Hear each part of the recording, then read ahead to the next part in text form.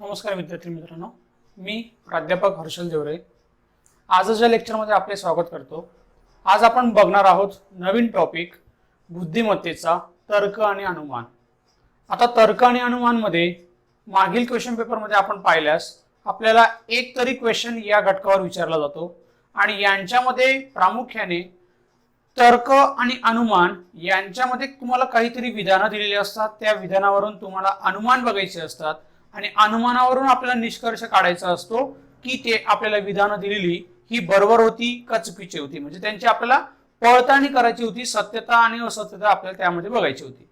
पण यांच्यामध्ये जर तुम्हाला व्हेन डायग्राम काढता आली तरच हा प्रॉब्लेम आपला कमी वेळेत सॉल्व्ह होतो। मग त्यांच्यासाठी तर्क आणि अनुमान काय असतं आपण ते सर्वात पहिले बघणार आहोत। त्यांच्यामध्ये व्हेन डायग्राम कशा वापरायचा, कुठला सिंबल वापरायचा आहे हे आपण या ठिकाणी बघणार आहोत आणि त्याच्यावरून तर्क अनुमानचे प्रॉब्लेम कसे विचारले जातात, आयोगाने आजपर्यंत कसे क्वेश्चन विचारले गेलेले आहेत, हे सर्व आपण डिटेल्स आपण या तर्क आणि अनुमानवर बघणार आहोत। तर चला बघूया। सर्वात पहिले तर्क आणि अनुमान म्हणजे काय। तर तर्क आणि अनुमान म्हणजे काय, तर आपल्याला काही दोन विधानं दिली असतात, दोन किंवा तीन विधानं दिली असतात, तर त्या विधानांना अनुमान दिलेला असतो आणि त्या अनुमानावरून तुम्हाला निष्कर्ष दिलेला असतो आणि त्याच्यातून आपल्याला पर्याय विचारला असतो।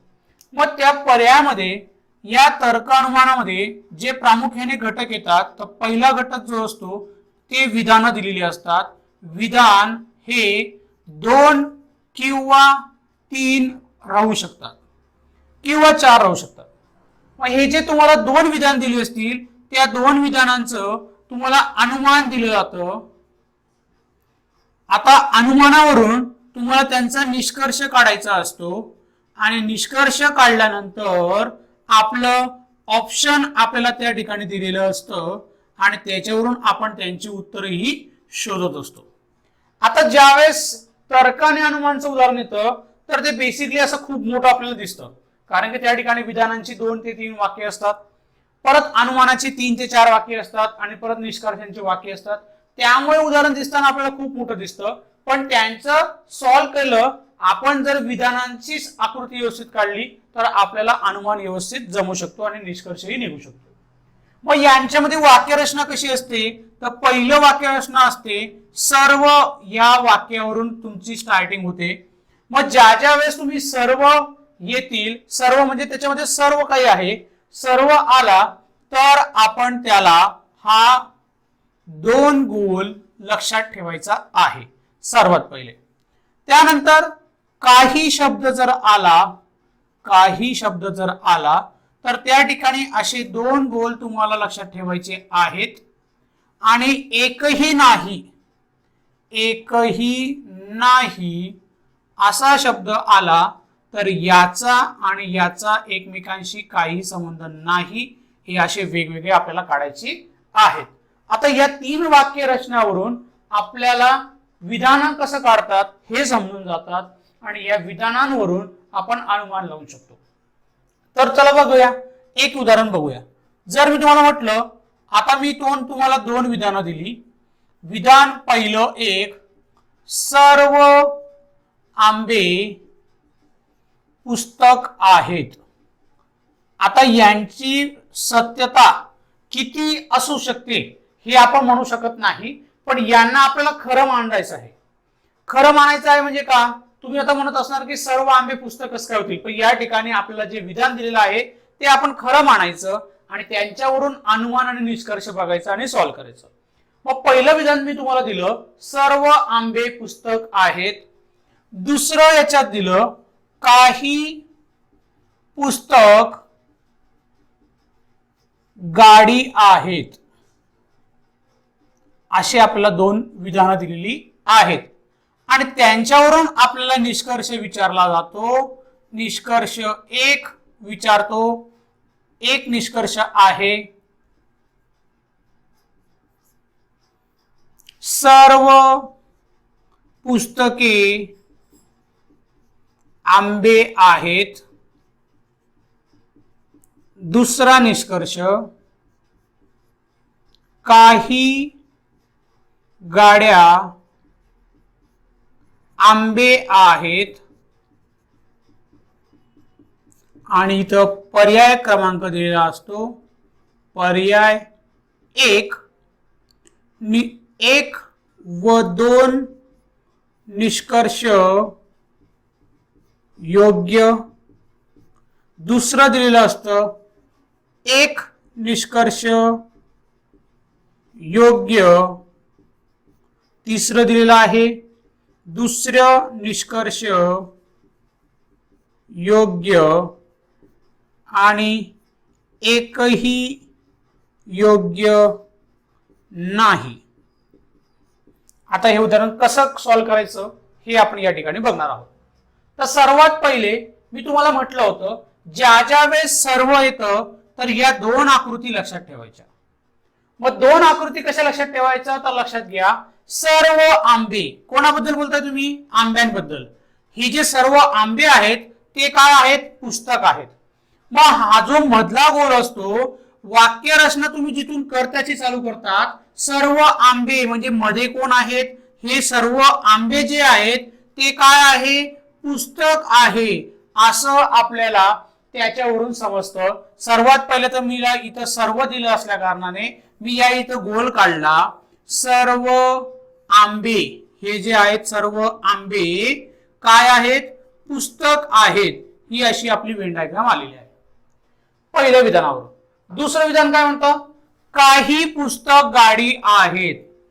हे जे बाहेरचे जे पुस्तक आहेत या पुस्तकांमधून काही पुस्तक गाडी आहे, म्हणजे तुम्ही असं काढू शकता काही पुस्तक गाडी आहेत.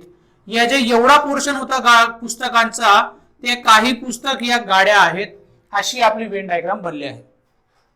मग त्याच्यावरून निष्कर्ष काय लागतो तर निष्कर्ष बघा, सर्व पुस्तक आंबे आहेत नाही. सर्व आंबे पुस्तक होऊ शकतात पण सर्व पुस्तक आंबे होऊ शकतात का? नाही. कारण की का तर आंब्यांचा लॉट एवढा आहे, आंब्यांचा लॉट फक्त एवढाच आहे. तर एवढेच आंबे आहेत आणि पुस्तकं तर सर्वीकडे आहे, पुस्तकं इकडे पण आणि मध्ये पण आहेत, म्हणून सर्व पुस्तक आंब्यांमध्ये नाहीये, म्हणून पहिला निष्कर्ष चुकीचा आहे. मग दुसरा निष्कर्ष काय? काही गाड्या आंबे आहेत. आता या डायग्राम मध्ये जर मी बघितलं तर काही ज्या गाड्या आहेत, गाड्या पूर्ण ह्या ब्लॉक मध्ये येतात, या पूर्ण ब्लॉक मध्ये गाड्या आहेत.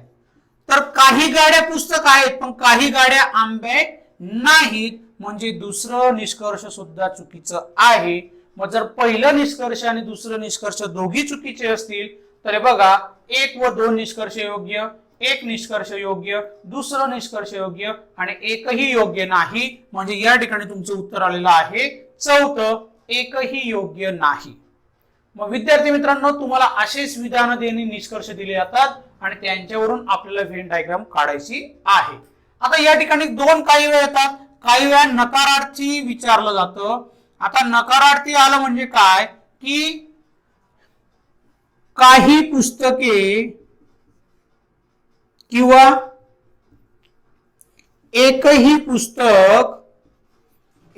पुस्तक गाडी नाही. आता हे जर विधान म्हणणार तर हे विधान नकारार्थी आहे. हे विधान काय आहे? नकारार्थी आहे. तर का?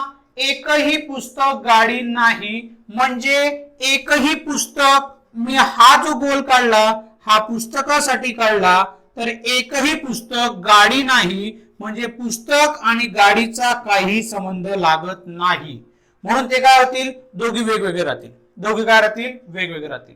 अशा पद्धतीने आपण तर्क आणि अनुमान मध्ये तुम्हाला विधान, अनुमान, निष्कर्ष आणि ऑप्शन दिले असतील तर त्यांच्यावर सर्व ज्या ज्या वाक्य रचनामध्ये येईल तर हे दोन गोल काढायचे. काही आलं तर हे दोन कंबाईन गोल काढायचे आणि एकही नाही म्हणजे नकारार्थी वाक्य येत असेल तर दोघांचा काही संबंध त्या ठिकाणी येणार नाही. आता आपण हे उदाहरण बघितलं तर आता आपण काही उदाहरण बघू जे आपल्याला आयोगाने विचारले गेलेले आहेत. बघा, आता उदाहरण दिलं आहे, खालील दोन विधाने दिली आहेत, त्यावरून कोणता निष्कर्ष सत्य आहे हे ओळखा. पहिलं उदाहरण दिलेलं आहे, पहिलं, दुसरं आणि तीन उदाहरण दिलेलं आहे. आता तिन्ही उदाहरणांपैकी पहिलं उदाहरण बघूया. पहिल्या वाक्यात म्हटलेलं आहे, विधान दिलेले आहेत. पहिलं विधान, सर्व स्त्रिया पक्षी आहेत. दुसरं विधान, काही स्त्रिया वृक्ष आहेत. त्यांच्यावरून निष्कर्ष दिलेले आहेत. निष्कर्ष म्हणतो काही पक्षी वृक्ष आहेत आणि सर्व वृक्ष पक्षी आहेत. तर कुठलं निष्कर्ष सत्य आणि असत्य आहे हे आपल्याला ओळखायचं आहे. ऑप्शन पहिलं एक सत्य, दुसरं सत्य, तिसरं ऑप्शन एक व दोन्ही सत्य आहे आणि चौथं एक आणि दोन्ही असत्य आहे. सर्वात पहिले काय करणार, जी विधानं दिलेली आहेत त्या विधानांची आपण व्हेन डायग्राम काढूया. सर्वात पहिलं वाक्य दिलं आहे तुम्हाला सर्व म्हटल्याबरोबर आपण या ठिकाणी काय काढतो, सर्व स्त्रिया. या ज्या मी गोल काढलं, या सर्व ज्या स्त्रिया आहेत तर या सर्व स्त्रिया काय आहेत, तर सर्व स्त्रिया आहेत पक्षी. क्लिअर मित्रांनो, सर्व स्त्रिया काय आहेत, पक्षी आहे. हे पहिलं तुमचं विधान आलेलं आहे. दुसरं म्हणतो काही स्त्रिया वृक्ष आहेत. काय म्हणतो तो, काही स्त्रिया ज्या आहेत तर त्या काय आहेत, वृक्ष आहेत. काही स्त्रिया ज्या आहेत तर त्या काय आहेत, वृक्ष आहे. असं जर आपण काढलं तर काही स्त्रिया वृक्ष आहे असं मी तिथं काढलेलं आहे.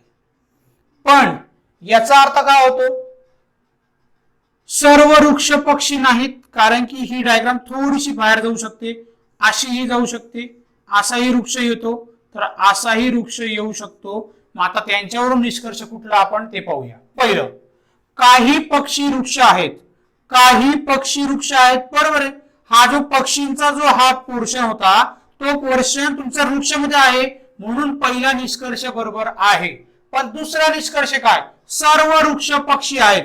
सर्व वृक्ष पक्षी येऊ शकत नाही. मी आताच म्हटलं तुम्हाला, हा गोल यामध्ये राहणार नाही तर तो बाहेर राहू शकतो. मग इथले जे बाहेरचे वृक्ष होते ते बाकीचे वृक्ष कुठे पक्षी आहेत, म्हणून दुसरं निष्कर्ष बरोबर नाही. म्हणून या ठिकाणी तुम्ही म्हणणार एक सत्य, दोन सत्य, एक आणि दोन, तर काय येईल, ऑप्शन पहिलं या ठिकाणी येणार आहे. परत समजून सांगतो मित्रांनो, नीट लक्षात घ्या. सर्व स्त्रिया पक्षी आहेत. या ज्या काही सर्व स्त्रिया होत्या, या सर्व स्त्रिया काय आहेत, तर पक्षी आहेत. हे आपण असं काढलं होतं. पुढचं दुसरं विधान होतं काही स्त्रिया, स्त्रियांपैकी काही स्त्रिया काही स्त्रिया काय आहेत, तर वृक्ष आहेत. मग कुठल्या, या स्त्रिया वृक्ष आहेत. मग काही पक्षी वृक्षामध्ये गेलेले आहेत, हो गेलेले आहेत. एवढे पक्षी जे आहेत ते वृक्षामध्ये गेलेले आहेत, म्हणून पहिलं निष्कर्ष बरोबर. पण दुसरं निष्कर्ष होत नाही, सर्व वृक्ष पक्षी आहेत, तर हे विधान निष्कर्ष काय आहे, चुकीचं आहे, म्हणून ऑप्शन पहिलं आलं. दुसरं विधान बघा, दुसऱ्या विधानामध्ये काय म्हटलेलं आहे, विधान दिलेलं आहे सर्व मांजरी कुत्रे आहेत. दुसरं विधान सर्व उंदीर मांजरी आहेत. निष्कर्ष म्हणतो सर्व मांजरी उंदीर असण्याची शक्यता आहे. आता शक्यताही असेल, पण पहिले यांची व्हेन डायग्राम जर आपण काढली तर ती शक्यता सुद्धा आपल्याला त्या ठिकाणी दिसू शकते.